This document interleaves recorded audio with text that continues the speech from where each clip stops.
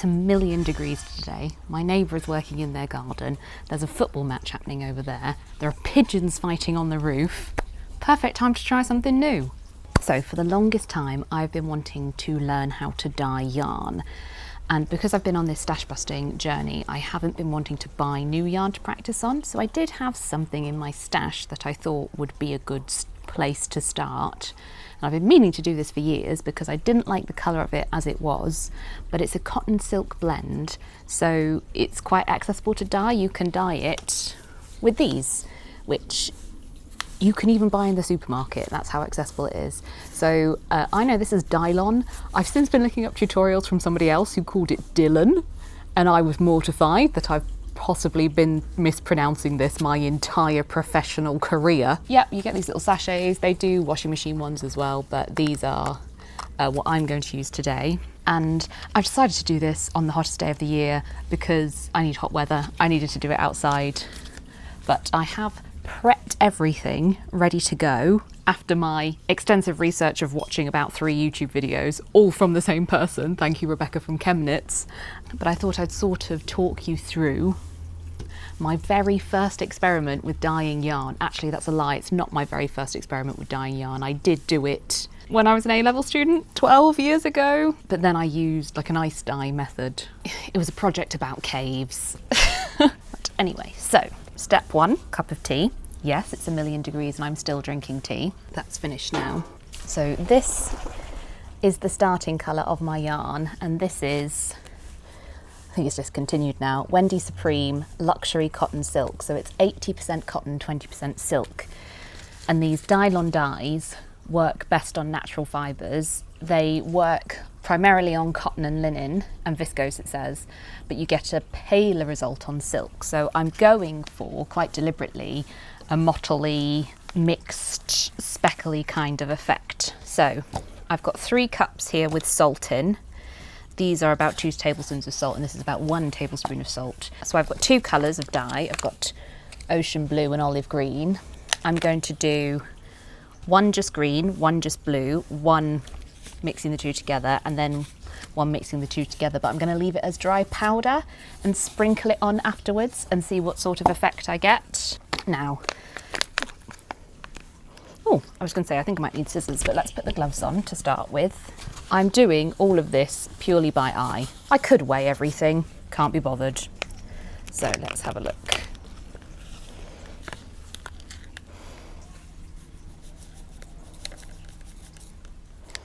Just green. Oh, yeah, that's fine. This one in the middle is going to be the mixed one. Let's put a bit in there for the speckles. And then let's put the rest of that in there.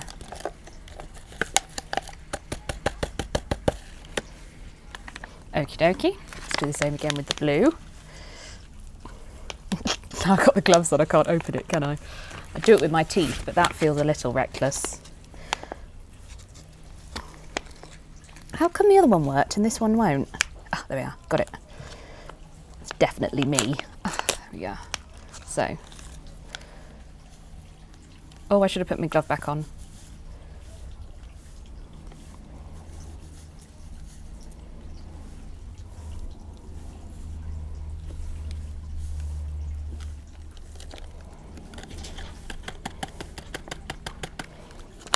Okay, let's put the glove back on now. Oh, the neighbour's cat's come to join us.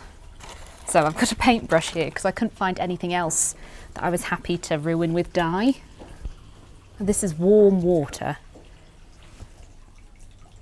Might be a bit too warm. It said 40 degrees.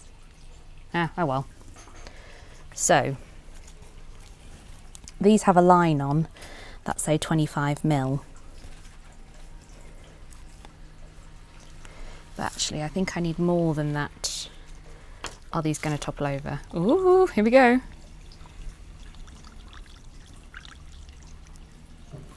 Can't remember which one that was. This is the mixed one.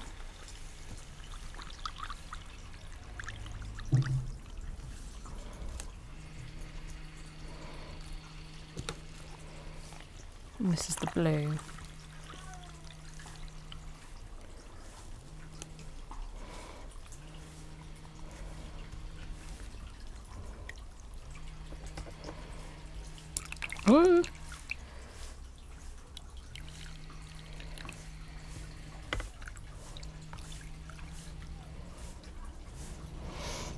Okay, that'll have to do. Right. Let's give these a stir. Gritty. It's really not dissolving very well. Maybe it was too hot. Or maybe there's not enough water in there.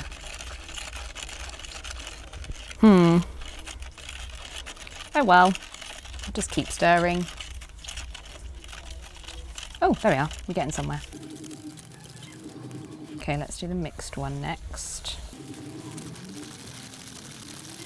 And I would never normally use disposable plastic cups like this, but I had these in already and I didn't want to buy a whole new set of stuff for dyeing just for this one experiment, because I had no idea how it was going to work with my energy, with the weather, with my limited amount of space, you know, so I just decided, well, these were in the cupboard already. Oh, we're getting there. And this plastic tub normally stores my hand knit garments in under my bed. I've got a washing up bowl at the back there as well, but it wasn't quite big enough. So I wanted them to be quite spaced out, my yarns. So I unwound and reskeined up all the yarn a while ago, and it's been sat in a bag waiting to be dyed for quite a while. So somebody's just come home. They're going to wonder what on earth is happening. Hello! So I've sort of jiggered all the yarn up. I have no idea how this is going to turn out, but when I saw Chemnitz did it, she sort of just drizzles it on. So I think that's what I'm going to try and do. So I'm starting with the green.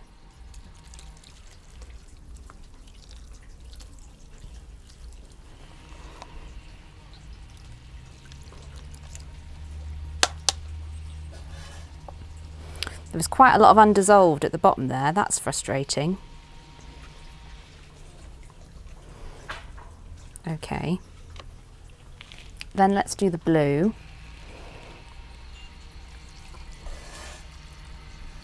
Oh, that's very blue.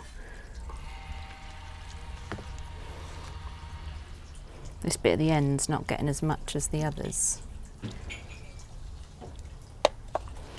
Again, the undissolved bits, let's see how terrible that looks. And then this is the mixed togetherness.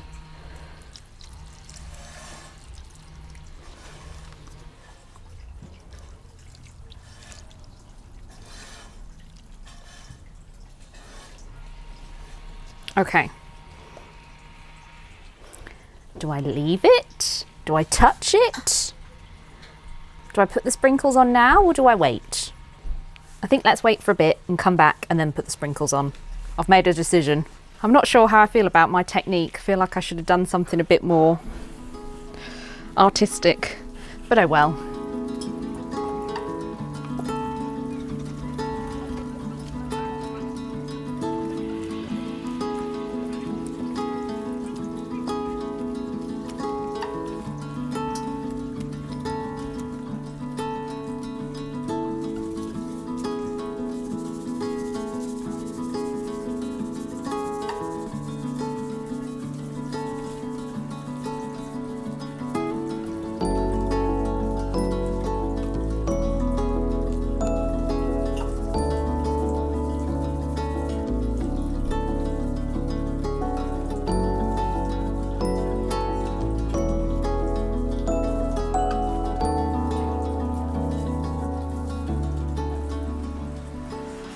Okay, so I ended up doing half an hour each side, and then on the second flip I added the sprinkles, and some really interesting things have happened because the dye has separated a little bit, and I've got some like orange speckles which I wasn't expecting, and yellow. So I think I'm happy with it as it is, but there is a little bit of dye left. So I've unwound a couple of other skeins. I've got some cotton here. This is the paint box cotton that I made my crochet blanket out of, and this is some 2-ply lamb's wool. I've got a massive cone of it, and this is about an ounce, 28 grams of it, so we'll see. But those aren't really wet enough yet, and I want to put those in here.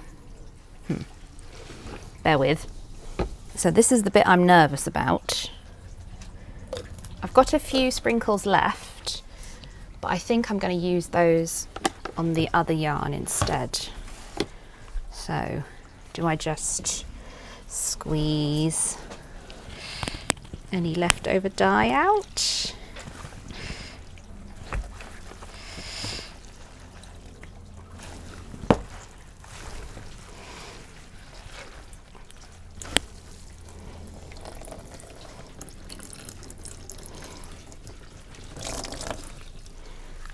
Ooh, that went everywhere. I've got a couple of undyed bits, but I think for the look I'm going for, that should be okay. So let's put that in there for now. Okay, so the instructions on the back of the dye packet, I apologise for the bad lighting, you'll have to live with it. So to rinse it in cool water. I feel like I shouldn't have used a black bowl. Oh yeah, a lot of dye is coming out of that. Now my experience with dyeing is that that shouldn't happen, but I think that's because previously I've used professional acid dye. It was a bit like that in Chemnitz video, so do I just keep rinsing it? Do I need to use detergent, do you think? No, I don't think so. I'm quite liking how it's looking though. Not that you can see that. I get the feeling these skeins are going to be incredibly tangled. They're going to be here forever.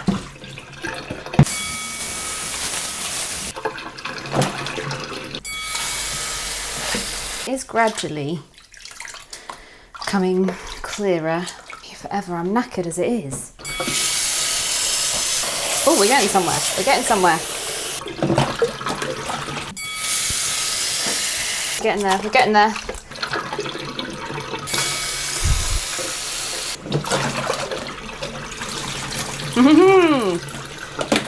Nearly. Okay, let's do one more. It's not perfect, but I think that's good enough. So I've gotten out my flat hanging airer.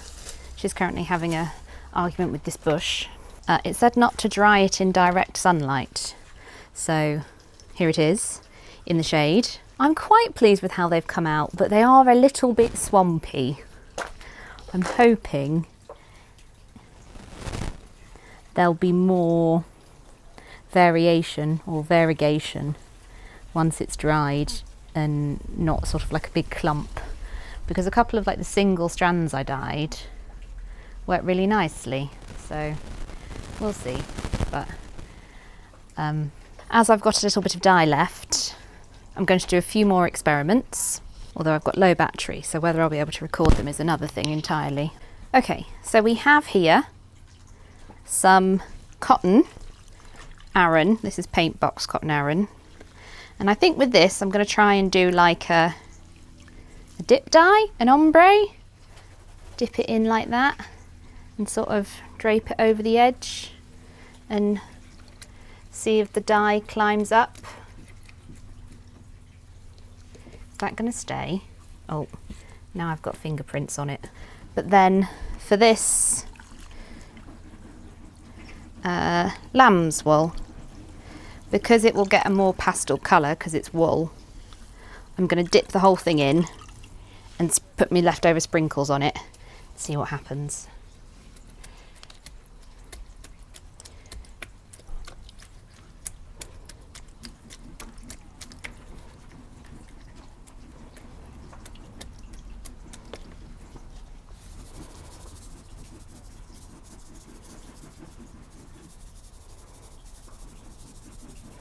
Just some fun little experiments.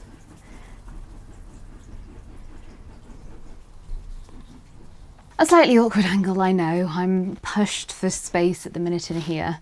But here is my flat drying rack, and so I thought I would show you the dried yarn. So it did work. It has changed colour quite dramatically, and I have got a really nice mottly sort of effect. Let's Tell you what, let's twist some up into a skein. Can you see? Got some really nice variegation. The colour, I thought I would get more of a mottly sort of effect from the fact that it's a silk blend and the silk would take the dye differently to the cotton, but it's pretty even. I've got a couple of speckles, don't know if you can see there, I've got a few orangey sort of pinky speckles. So yeah, I would say it is a success, apart from it has completely ruined my drying rack. It has bled all over it. Can you see? It's all stained, absolutely covered in marks.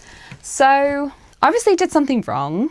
I wasn't expecting that. Oh, and I rinsed and rinsed and rinsed it. I must have rinsed it in cold water about 10 times. So I need to do a little bit of research and see if there's a way that I can make this set. I would also say, I don't know if you can hear that. It's made it really matte and kind of dry is the only way I can describe it. It feels a bit like your hair when you've been in the sea. It's sort of salty, and I'm not sure how I feel about that. I mean, like, look at this.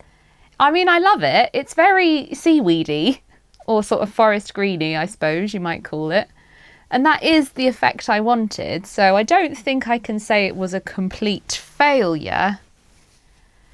And I think I was a bit nervous that my stripes were going to be really stripy, and they've definitely blended together much better. And it all looks much more cohesive. But yeah, I'm a bit disappointed with how it's, the feel of it and the bleeding in particular, because what can I use this for if it's going to bleed everywhere? Part of me is tempted to end this video now and ask you for your advice and make a part 2 of trying to set this yarn. I've heard of steam setting, but I don't know if you can do that with cotton. Don't know if you can do that with this sort of dye, but it's just sort of crunchy the way it's dried. Did I dry it wrong? Oh, I mean, look, that bit's so pretty. I mean, isn't it nice? Doesn't it look good? It's just what I wanted. But I don't know if I can even, is the dye going to come off on my hands? I don't know. The other thing I wanted to show you is my other experiments. Hold on. So this was my cotton dip dye on the white paint box cotton. And this, I think, has worked really successfully. But the same thing has happened to the yarn. And it is definitely softer on the undyed part. So it's not just the brand of yarn I used. It's quite uneven. To say that the dye had just all mixed together, I mean, maybe it sort of separates naturally with the different colours. I'm not sure. I don't know enough about dye or dye-on dye in particular. The real disappointment is my wool yarn, because it said, like, you can barely tell the difference in this light, but it said on the packet that it would have a pastel effect on wool. It's barely changed colour.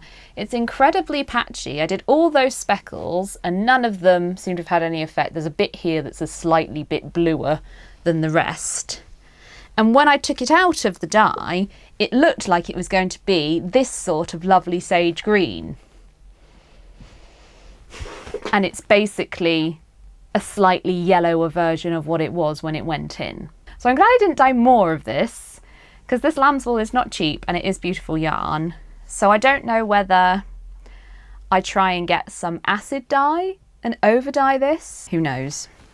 But I quite like the effect I've been able to achieve here. I just don't know what sort of effect this is going to have when I knit it up or when I crochet it up, because it's probably more likely I'm going to crochet with this. And again, if it's going to bleed everywhere and if it's going to bleed onto itself, if I crochet it or knit it when I make it up, is that going to ruin the whole effect anyway? God, the dust coming off this cotton. So I'd say mixed results there, but I did enjoy the process and I was surprised how easy it was in terms of pacing and energy once I'd set everything up. So I could sort of sort everything out and set it up and have a rest, and I could mix my dyes and have a rest, and I could pour the dyes on and have a rest. Mind you, I probably shouldn't rest between making the dye and pouring it on. The washing was the hardest. Sun's gone in now, hasn't it? The lighting's changed. The standing up, washing it, hand washing it, that was all really difficult. And the amount of water it used made me feel uneasy. Maybe next time I'd try it with rainwater from the water butts. But I had fun. Let me know what you think of my very first attempts at yarn dyeing. Where's some of the more successful ones? Yeah, I don't know. Let me know if there's a way that I can set this dye better on this cotton silk blend. And, well, at least this yarn has sat in my stash for a very long time, and I am now slightly more likely to use it now that it's a colour I like. So that's one thing, I guess. Thanks very much for watching. See you next time.